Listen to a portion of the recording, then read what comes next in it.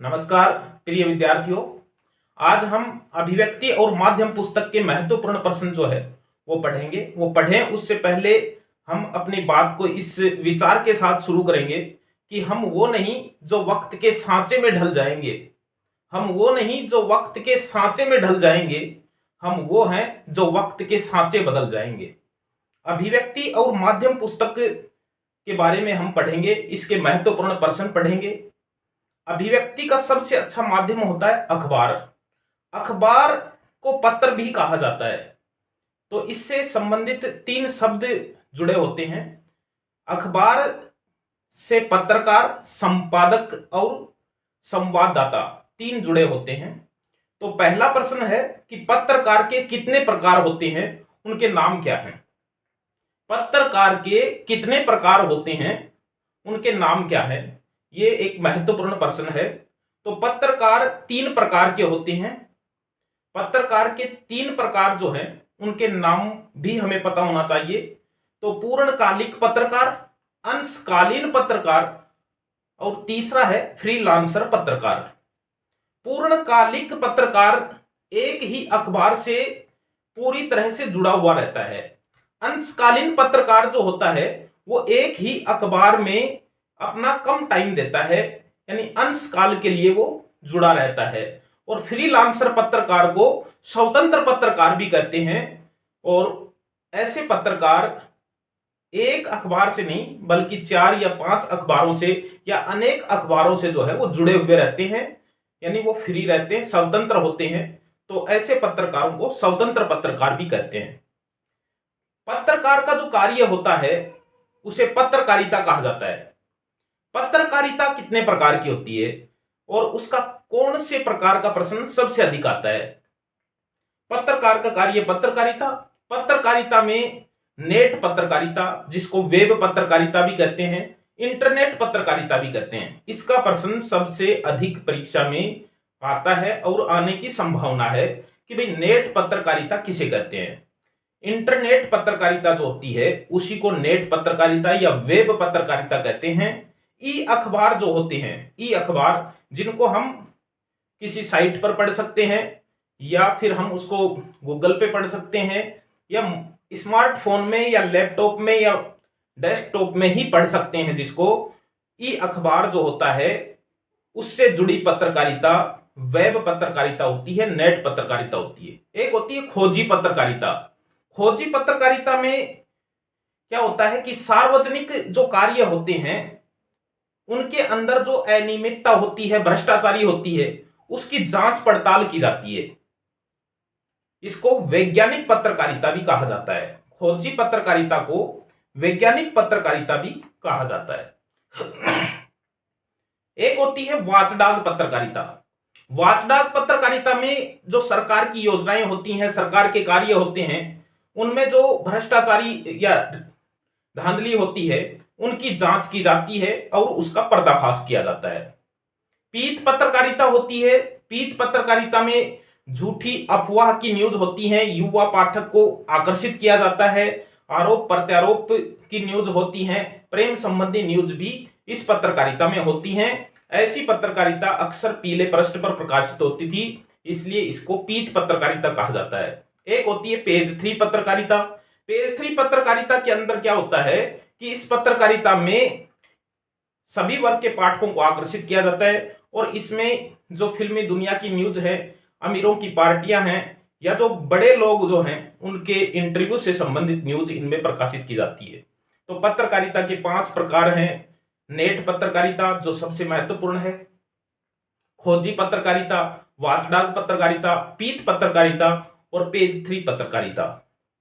पत्रकारिता से संबंधित ही एक प्रश्न है कि पत्रकारिता में जो है नेट पत्रकारिता का विकास क्रम समझाइए, जो सबसे महत्वपूर्ण प्रश्न है। तो इंटरनेट पत्रकारिता जो है इसका विकास क्रम समझाना है तो हमें यह लिखना पड़ेगा कि सन 1982 से लेकर 1991 तक इसका पहला चरण था और 1992 से लेकर 2001 तक इसका दूसरा चरण चला है और 2002 से लेकर अब तक इसका तीसरा चरण चल रहा है। इसका जो दूसरा चरण था सन 1992 से लेकर 2001 तक वो सबसे महत्वपूर्ण रहा है। .com जैसी वेबसाइट उसमें आई है, अखबार पढ़ने का चलन, ई अखबार का चलन उसमें ज्यादा चला है।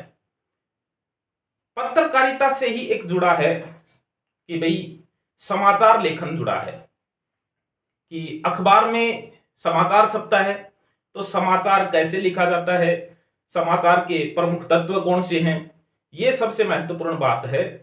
तो इसमें 2 प्रश्न अच्छे बनते हैं, और वो ये है कि एक तो समाचार लेखन के 6 ककार कौन से हैं। ककार यानी कैसे शुरू होने वाले प्रश्नवाचक शब्द। तो 6 ककार हमें याद होने चाहिए समाचार लेखन के। तो समाचार लेखन के 6 ककार हैं कि कौन, क्या, कहां, कब, क्यों और कैसे। जो पहले 4 ककार हैं इनको इंट्रो कहा जाता है, और जो अंत में 2 ककार हैं क्यों और कैसे, ये इनसे समाचार की बॉडी तैयार होती है, यानी समाचार का शरीर तैयार होता है। एक प्रश्न है समाचार लेखन से ही कि समाचार लेखन के 6 तत्वों को के नामोल्लेख कीजिए, या समाचार लेखन के जो तत्व होते हैं उनको लिखिए। तो समाचार लेखन के जो तत्व होते हैं उनमें 6 तत्व के प्रश्न जो है वो ज्यादातर आते हैं। तो पहला है नवीनता, दूसरा है स्पष्टता, तीसरा है निकटता, चौथा है प्रभाव, पांचवा है सत्यता, और छठा है जनरुचि। तो ये 6 प्रकार जो है वो ये प्रकारणी तत्व हैं, समाचार लेखन के 6 तत्व हैं जिनका प्रश्न आता है। अब एक प्रश्न है कि समाचार लेखन में ही एक शैली चलती है, उल्टा पिरामिड शैली। उल्टा पिरामिड शैली जो होती है इसमें समाचार लेखन के कितने भाग होते हैं? उल्टा पिरामिड शैली में समाचार लेखन के कितने भाग होते हैं? तो उल्टा पिरामिड शैली में समाचार लेखन के 3 भाग होते हैं, जिसमें पहला है इंट्रो, जिसको हिंदी में मुखड़ा कहा जाता है। दूसरा जो है वो है बॉडी, जिसे शरीर कहा जाता है समाचार का, और तीसरा है समापन। तो उल्टा पिरामिड शैली में यदि समाचार लेखन किया जाता है तो उसके 3 भाग होते हैं, 3 हिस्से होते हैं समाचार के, जिसमें पहला इंट्रो है, दूसरा बॉडी है और तीसरा समापन है। अब हमें यह भी पता होना चाहिए कि उल्टा पिरामिड शैली जो है उसमें समाचार कैसे लिखा जाता है। उल्टा पिरामिड शैली में मुख्य कथ्य जो होता है उसको सबसे पहले लिखा जाता है, और उसके बाद में जो दूसरा मुख्य कथ्य है उसको लिखा जाता है, फिर उसके बाद में उससे कम महत्वपूर्ण कथ्य है उसको लिखा जाता है। तो इस तरह से जो सबसे महत्वपूर्ण कथ्य है उसको सबसे ऊपर लिखा जाता है, जिसको क्लाइमेट कहा जाता है। अब हमारा सबसे अच्छा प्रश्न है कि समाचार से जुड़ा हुआ ही कि संवाददाता किसे कहते हैं? तो संवाददाता रिपोर्टर को कहते हैं, कि अलग अलग जगहों से अखबार को जो समाचार भेजा जाता है, जिसके द्वारा भेजा जाता है, वो संवाददाता होता है। जो संवाद भेजता है अखबार को उसे संवाददाता कहते हैं। अंग्रेजी में रिपोर्टर भी कहा जाता है। तो रिपोर्टर जो होता है वो 2 प्रकार के होते हैं, एक साधारण रिपोर्टर और दूसरा होता है विशेषीकृत रिपोर्टर। साधारण रिपोर्टर सामान्य न्यूज भेजता है, और विशेषीकृत रिपोर्टर होता है वो किसी विशेषज्ञता रखता है किसी क्षेत्र में, जैसे खेल के क्षेत्र में या सिनेमा के क्षेत्र में या उद्योग के क्षेत्र में। तो उसी प्रकार की रिपोर्ट न्यूज जो है वो अखबार को भेजता है। अभिव्यक्ति और माध्यम जो किताब है, इसी का एक सबसे महत्वपूर्ण बिंदु है फीचर। कि फीचर क्या है, फीचर के कोई 2 प्रकारों के नाम लिखिए, या फीचर कितने प्रकार का होता है।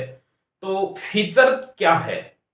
फीचर को हिंदी में रूपक कहा जाता है, यानी ऐसा लेख जिसमें लेखक किसी विषय को लिखता है तो उसका स्वरूप पढ़ने वाले की आंखों के सामने छा जाता है।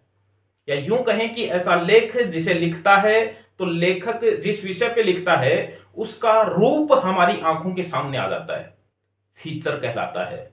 फीचर मनोरंजनात्मक शैली में लिखा जाता है, उसकी भाषा हास्य प्रधान होती है, और उसमें जो लेखक होता है वो अपने व्यक्तिगत अनुभव लिखता है, और कल्पना शक्ति का भी प्रयोग किया जाता है। फीचर कितने प्रकार के होते हैं? फीचर 8 प्रकार के होते हैं। फीचर 8 प्रकार के होते हैं और उसमें हमें नाम पता होना चाहिए, क्योंकि बोर्ड परीक्षा में किसी 2 या 3 फीचर का नाम लिखवा सकता है। तो फीचर 8 प्रकार के होते हैं। तो उसमें व्यक्तिगत फीचर है, समाचार फीचर है, व्यंग फीचर है, विज्ञान फीचर है, यात्रा फीचर है, ऐतिहासिक फीचर है, त्योहार संबंधी फीचर है और खेल संबंधी फीचर है। ये 8 प्रकार के फीचर होते हैं। तो बाकी और भी इसमें क्वेश्चन बहुत हैं, लेकिन आज के लिए इतना ही। फिर दोबारा से मिलेंगे अच्छे प्रश्नों के साथ। तब तक के लिए बाय।